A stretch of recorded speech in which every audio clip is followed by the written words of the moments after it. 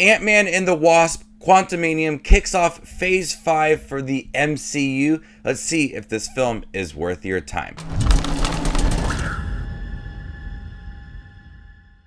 Hey everybody, my name is Justin here. I try to watch everything that hits theaters and on streaming services. If you guys are like me, go ahead and hit that subscribe button down below and click that bell notification for more up and coming content. Ant-Man and the Wasp find themselves exploring the quantum realm, interacting with strange new creatures, and embarking on an adventure that pushes them beyond the limits of what they thought was possible. So the latest Ant-Man and the Wasp film kicks off Phase 5 with a big villain, Kang the Conqueror. He is going to be the main villain for the next couple of phases, and I was really looking forward to this film. What this film did pretty well is deliver on the weirdness of the quantum realm. Whereas the most recent Doctor Strange film didn't really deliver on the multiverse of madness, this film delivers on what you would expect from the quantum realm.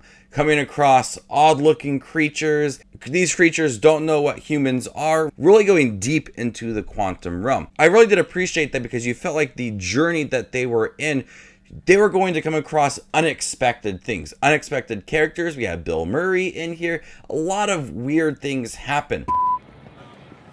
That guy looks like broccoli. The first act of the movie really struggles to find its footing. When we enter the quantum realm, and I understand what they're trying to do because there's so many things that are going on, but the scenes just feel really short. You have Hope and Scott, and now Cassie, his daughter, in the film, and Hank and Janet. All of them are in the quantum realm. They all come across these odd-looking creatures. But when we are introduced to Kang, that's when it really starts to focus on the story. Everything leading up to it, I felt like this Star Wars kind of adventure where we are exploring the quantum realm and all the creatures that are in it and the way that everybody lives, and Janet's time in the quantum realm as well. And that plays a big part in the film.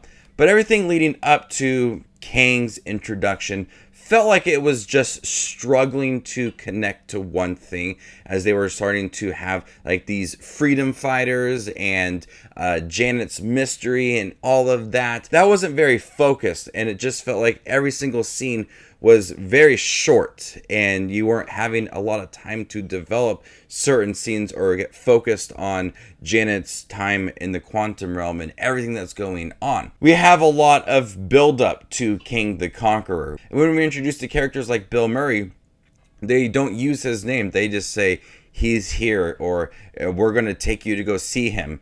And you just feel that this person is feared by many. And when we are introduced to Kang, it absolutely works. You're an Avenger.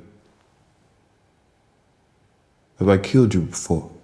Jonathan Majors is terrifying as Kang. He brings this level of intensity that has been missing since Thanos. And with an Avengers film titled Kang Dynasty, this is a perfect setup for this character. You feel that he is powerful and he will stop at nothing to destroy many different timelines. And Jonathan Majors just knocks this role out of the park. This is one of the best MCU villains with just this introduction. And he was in Loki at the end, but this is a chance for him to fully show how intense he is, and I loved him within this film. This movie does have some humor to it, and you would expect that from Ant-Man. The character of Ant-Man has always brought a sense of humor that does work. And with some most recent MCU films, the humor just really feels out of place. And there are times where the humor does not work in here. It kind of overstays its welcome.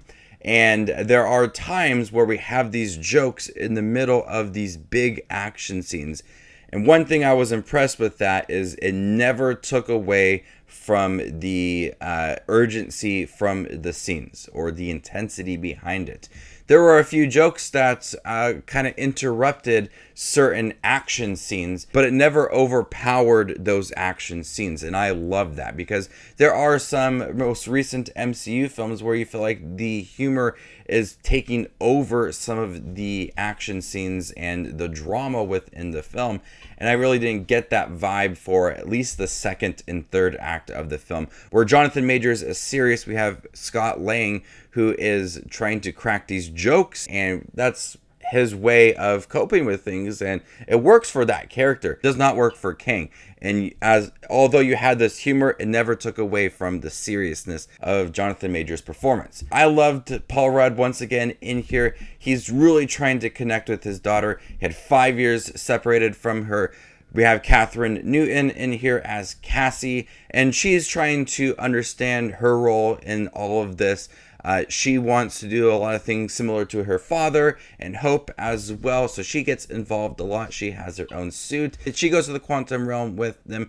In the beginning of the film, they try to establish this character as someone that wants to stand up for people and fight for rights and everything, and that plays later on into the film as well.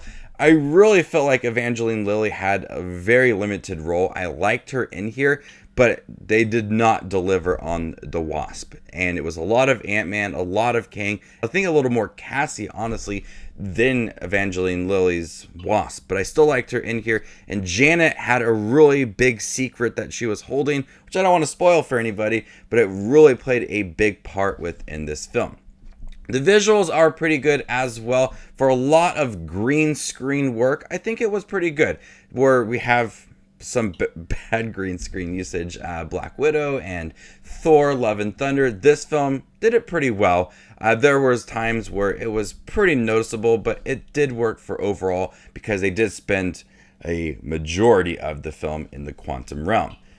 So kicking off Phase 5, it delivered on the weirdness of the quantum realm. The story had some struggles in the beginning, but once we kind of found its footing, it was all about Kang and him and the timelines and everything, and that really worked. Every other story in here felt pretty weak, from these fighters that were trying to protect their home to Bill Murray's side story and MODOK, which was really underused because it was really bizarre and I kind of liked it. But all of the minor stories in here, even some of the relationship between Scott and Cassie, seemed a bit smaller compared to the scope of the movie when we have Kang and it's all about him and him trying to conquer so many things. It does set up future films beautifully, and 2 post-credit scenes that will have a huge impact on films moving forward. I love how this film was set up because it sets up something that was missing from the 4th phase of the MCU, and that was a big focus on a villain.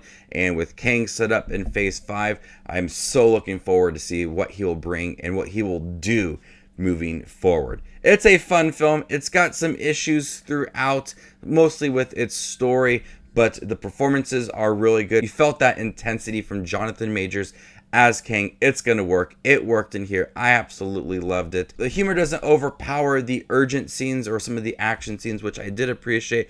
There is a lot of humor. I did laugh quite often within the film. It wasn't humor like Love and Thunder, where it was really in your face and kind of just interrupting scenes and you need to focus on the jokes. It was never like that for me. So Ant-Man and the Wasp, Quantumania, check it out if you are a big MCU fan and you're looking forward to Phase 5. So before I give you my score for this film, make sure to check out my channel. Here I do movie reviews, trailer reactions, ranking videos, tier lists, all that fun movie related content that you see on YouTube. I do it all here, so hit that subscribe button to get it all in one spot. And if you'd like to see where this film ranks amongst all the other 2023 releases I've seen this year, follow me on Letterboxd and there you can find my ranking. I'm going to go ahead and give Ant-Man and the Wasp Quantumania a B. Thank you guys for checking my review for the new Ant-Man film. Have you guys seen it by chance? What do you think about it? Let me know in the comment section down below and stay tuned for more up and coming content like this. My name is Justin Watches Movies, and you guys stay classy, YouTube.